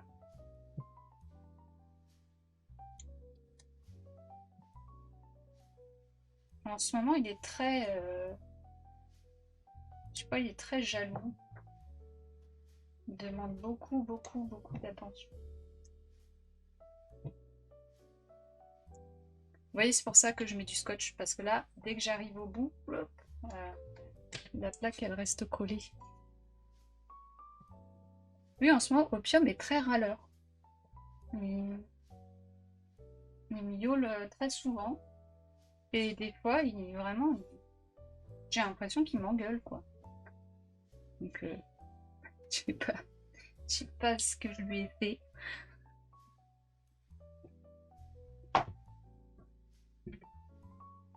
Hop, qu'est-ce que j'ai fait du papier? Je ne sais pas. Je ne sais pas où je l'ai mis. Je vais ouvrir un autre. Ah si, il est là.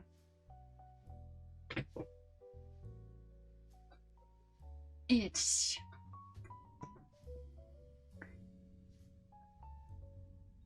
Bon, la prochaine fois, il faudra que je pense à préparer ma presse. Tac. Là, je vais faire...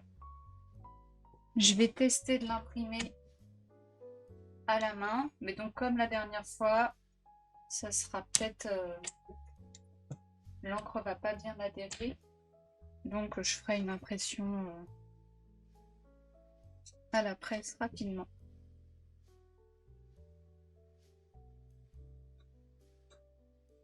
Merci à toi, Seren Fox, c'était vraiment très cool. Puis merci pour ces échanges, tout ça. À plus.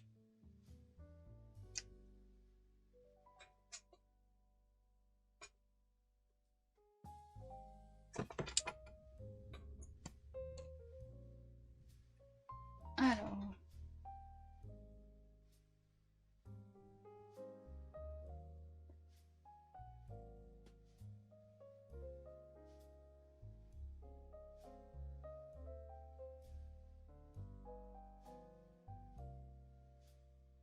Bon, là, je fais pas très attention, j'ai les mains un peu cracra. Quand je fais justement de la lino, on doit bien... Oui, j'en ai partout. Quand je m'installe pour faire de l'impression en série, c'est pour ça qu'il faut bien s'installer tout ça. Enfin, je le fais justement pour éviter ce genre de petites bavouilles partout parce que ça fait pas très sérieux si ça bavouille au dos, quoi. Même si, bon, des fois, il y a des petits accidents. Alors, qu'est-ce que ça va me donner? Alors, je crois que j'ai très mal cadré. Comme vous pouvez le voir, j'ai très très mal cadré. Mais c'est pas grave. Justement, la presse, ça évite ça. De toute façon, ça, c'est l'impression test. Attention. Hop. Et le voici. Donc, comme vous pouvez voir, le cadrage est lamentable. Et je suis en train de mettre du noir partout dessus. Je vais tenter une impression rapide à la presse.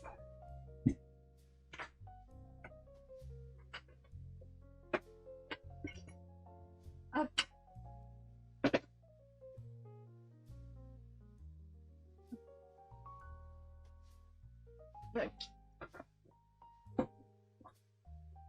Donc là, je suis face à ma table basse. Du coup, le jour où je ferai l'installation, bah, vous verrez comment s'installer. En même temps, ce qui est cool, c'est que ça montre que même si vous avez un tout petit espace, que vous n'avez pas d'atelier, la Nino, franchement, ça se fait. Hein. J'ai une amie qui fait de la sérigraphie. Pour le coup, la sérigraphie, c'est vraiment toute une installation. C'est très compliqué. Et en plus, elle arrive à se débrouiller alors qu'elle n'a pas d'atelier. La lino, on peut y arriver même si on n'a pas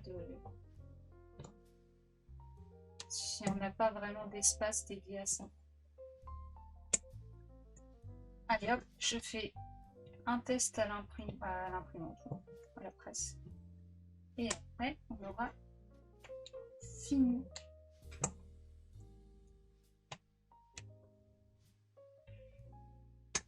Hop. Donc là, hors champ. J'ai des repères en fait sur ma presse. Là, ça va être un peu posé à l'arrache, mais ça devrait être un peu mieux cadré.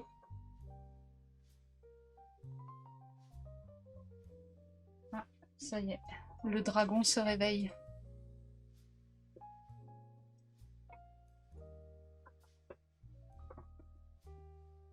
Ah, j'ai pas vu que Chicken Dada était parti. À bientôt. Ah non, tu répondais à Saren Fox, pardon. Je n'avais point vu. Alors, est-ce que ça a marché?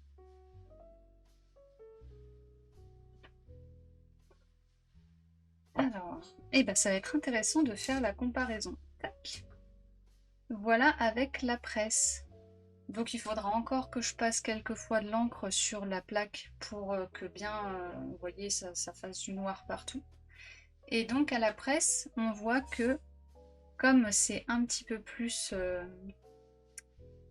comme il y a un peu plus de pression qui est effectuée à les mises au point, je sais que tu peux le faire. Non, on va pas le faire. Hop.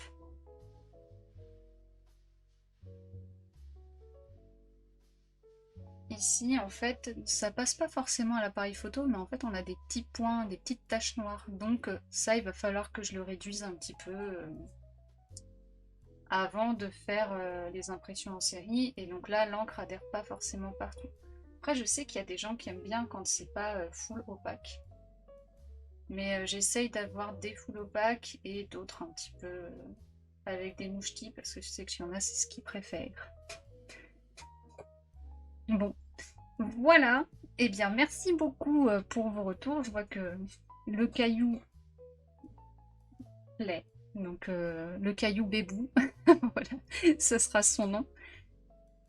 Et puis, nous arrivons au bout de cette vidéo déjà qui est passée à une vitesse folle. Franchement, je me suis pas rendu compte que le temps passé, c'était très chouette. Désolée, Chicken Dada, j'ai vu que t'étais pas parti. J'ai mal lu le chat. Et comme je disais en début de live, je suis en train de travailler, voir si je peux arriver à faire de la peinture digitale sur Twitch. Ça sera peut-être pas pour tout de suite, mais je suis en train d'y travailler. Et puis ben, on verra ce que ça donne, mais bon, vous êtes tellement bienveillant que ça me fait pas trop peur si jamais ça crache, parce qu'en fait tout ce qui pourrait se passer c'est que mon ordi freeze et que ça crache. Donc en ce cas-là, bah, juste je relancerai le live et je dirai que bah, on fait autre chose. Mais je vais essayer d'y travailler. Voilà. En tout cas, merci beaucoup. C'était très cool. Et puis, soit je refais un live jeudi, soit ça sera pas avant 2 semaines. Donc, ça me laissera le temps de préparer les choses et justement de proposer les gravures dont j'ai parlé en début de ce live avec le cadre et la fioriture et tout. Puis bon, il y a pas mal de petites choses au programme. N'hésitez pas à me dire sur Instagram s'il y a des choses que vous aimeriez voir. Moi, je prends hein, les recommandations, ça peut me donner des idées. Et puis, l'idée, c'est un peu de faire aussi du contenu qui vous intéresse. Je veux pas que ça soit trop redondant, même si, bon, bah, mon truc, c'est de faire de la lino, donc je vais faire pas mal de lino-gravure. Mais voilà, vraiment, n'hésitez pas, même si c'est une petite critique et tout, je prendrai pas mal, ça m'aide vachement à évoluer. Et puis je vous dis merci encore, et donc prenez soin de vous, à bientôt, tout ça, tout ça. Tchou!